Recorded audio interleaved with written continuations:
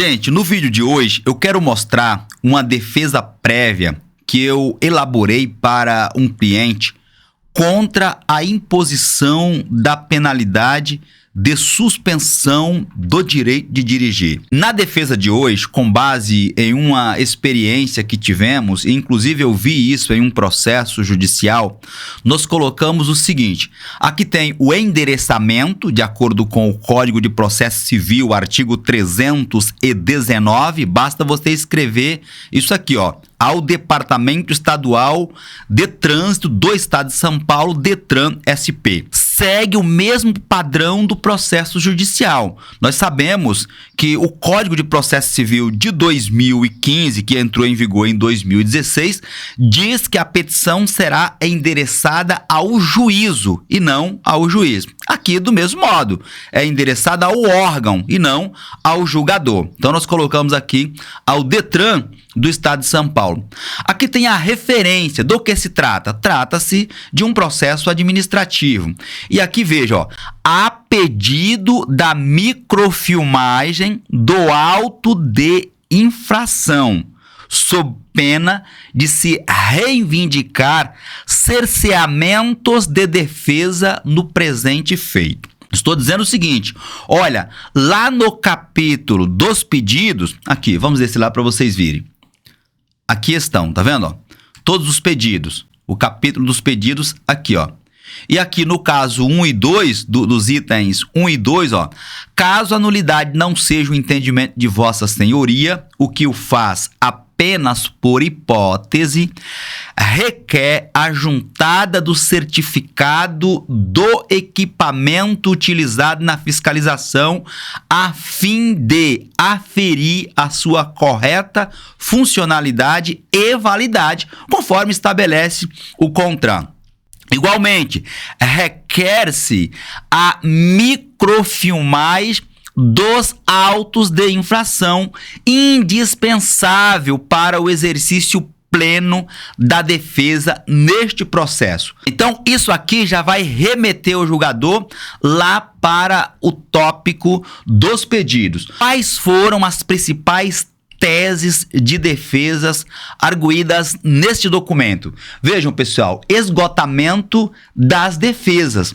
Alega que todos os recursos administrativos referente às infrações que geraram a pontuação não foram analisadas antes da instauração do processo de suspensão. E a não análise de todas as defesas contra a autuação que foram apresentadas, ou seja, o julgador não analisou essas autuações, vai acarretar em quê? Veja, eu digo, isso viola os princípios constitucionais do devido processo legal e da ampla defesa. Aqui está, ó, esgotamento, deixa eu grifar para vocês virem, esgotamento das defesas. Nós não sabemos se ao julgar uma defesa o processo vai continuar. Ora, pode ser que ao analisar uma defesa e deferi-la, o processo vai ser encerrado. Não tem por que mais instaurar o processo administrativo para a imposição da penalidade de suspensão do direito de dirigir. Por isso que estamos argumentando isso daqui. Outra tese utilizada é a violação da resolução do CONTRAN número 723 de 2018.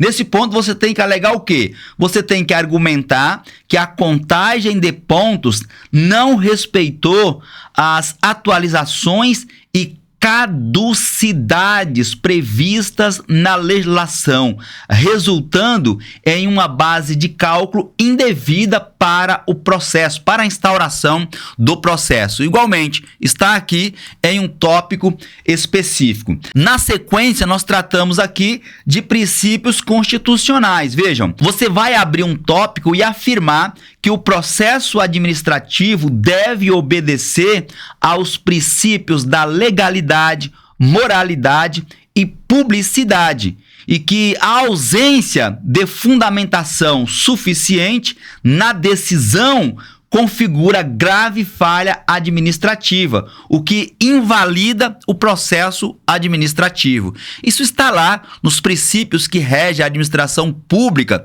no artigo 37 da Constituição Federal. Mais uma tese de defesa, né? Você vai chamar aqui o julgador para o Código de Trânsito Brasileiro no dispositivo específico que trata desse tipo de penalidade, que é a suspensão do direito de dirigir, qual seja o artigo 261 do CTB, que estabelece que a penalidade de suspensão somente pode ser aplicada após a devida regularidade processual, o que não foi observado no caso em questão. Você vai argumentar isso em um tópico específico. E continua as teses defensivas. Agora, nós vamos dizer o seguinte: obrigatoriedade de observâncias dos procedimentos legais e regulamentares. E como que eu coloco isso? Está aparecendo em destaque para você. Você vai dizer que a infração de dirigir sob a influência de álcool exige comprovação técnica ou científica, o que não foi adequadamente especificado no auto de infração.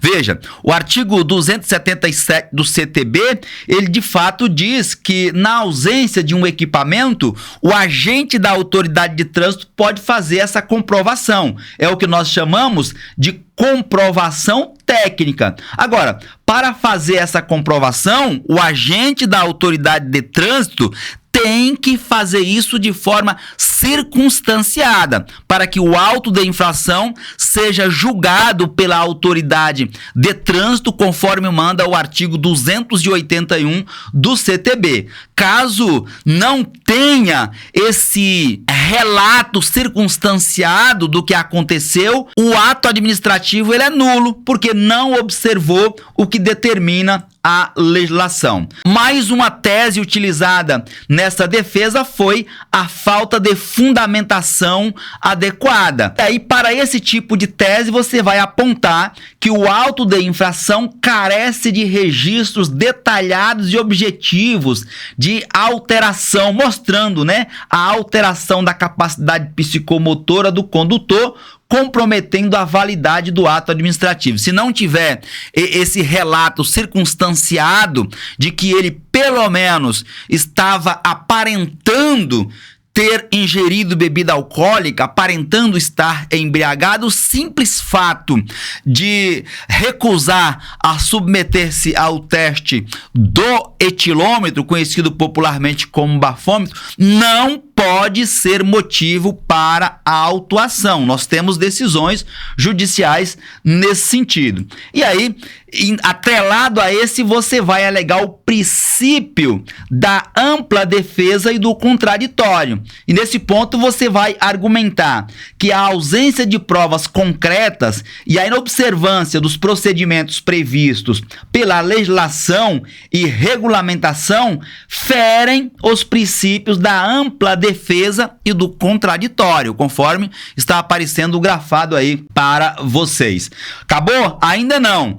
Proibição da abordagem seletiva. Olha isso, pessoal. Nesse ponto, quando se tratar de uma autuação por recusar-se a se submeter ao teste do bafômetro, você vai alegar que o condutor só pode ser submetido a teste de alcoolemia se estiver envolvido em acidente de trânsito ou sob suspeita de dirigir sob a influência de álcool, o que não ocorreu no caso em questão. Então, eu digo que o cara não pode ser abordado de forma seletiva, não pode haver uma abordagem seletiva, porque nós temos vários entendimentos dos tribunais superiores, inclusive, que a abordagem não pode ser seletiva, de qualquer forma, somente porque o agente da autoridade de trânsito ou o policial quer. E, por fim, nós vamos alegar aqui a ausência de indícios de embriaguez. O que eu falo aqui, professor? julgador? Eu vou afirmar que não há nos autos termos específicos narrativos dos sinais de alteração da capacidade psicomotora, nenhum relato descritivo no auto de infração configurando vício no procedimento realizado pelo agente da autoridade de trânsito. E por tudo isso, você vai pedir a nulidade dessa autuação e, por consequência, o processo administrativo para a imposição da penalidade de suspensão do direito de dirigir será arquivado. Especificamente aqui no capítulo dos pedidos, eu digo o seguinte: eu peço a anulação do auto de infração, considerando as irregularidades apontadas. Tudo isso que eu expliquei para você. E aí, voltando àquilo que eu disse na introdução do vídeo, caso a nulidade não seja o entendimento do julgador, nós vamos pedir aqui o certificado lá do Inmetro, que comprova que tinha um equipamento na fiscalização, porque se trata de uma autuação por recusa. E se o policial simplesmente disse: olha, você quer fazer o teste do bafômetro? E a pessoa tutubiou ali e ele, toma, já meteu logo a recusar-se a submeter ao teste do etilômetro, lá do artigo 165A. Por isso que eu peço certificado. Mas não é só isso. Eu quero ver se tem uma descrição apontando pelo menos a situação em que o motorista se encontrava. Por isso que nós estamos pedindo a microfilmagem, que é uma cópia do auto de infração, o documento que foi lavrado pelo agente da autoridade de trânsito. Esse documento ele é indispensável para o exercício da ampla defesa, porque foi esse documento que o agente da autoridade de trânsito em campo lavrou, e esse documento certamente foi enviado para a administração pública, foi enviado para a autoridade de trânsito fazer aquele julgamento previsto lá no artigo 281. Por tudo isso, nós pedimos a nulidade. E aí, se o cara não fornecer esses documentos, se o cara não atender esses pedidos, eu já faço um alerta aqui na parte de cima. Veja, eu narro os fatos. E lembram-se que eu disse aqui, ó, aqui eu estou apontando que vai ter esses pedidos.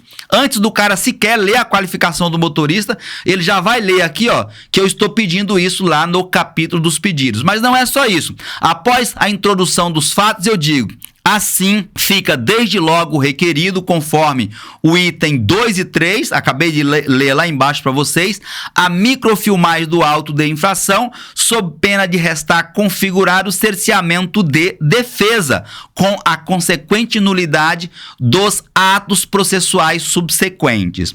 A documentação solicitada deve ser enviada no prazo de 30 dias no endereço do recorrente. E aqui nós alertamos o julgador. Olha isso, ó. Registre-se que a negativa de tais pedidos podem ensejar no manejo de mandado de segurança para garantir o direito líquido e certo à obtenção da microfilmagem do auto de infração, porque eu já disse que é um documento indispensável ao exercício da ampla defesa, notadamente neste tipo de processo que vai resultar em uma penalidade tão grave. Esse documento já está disponível para quem quiser acessá-lo lá em nosso acervo.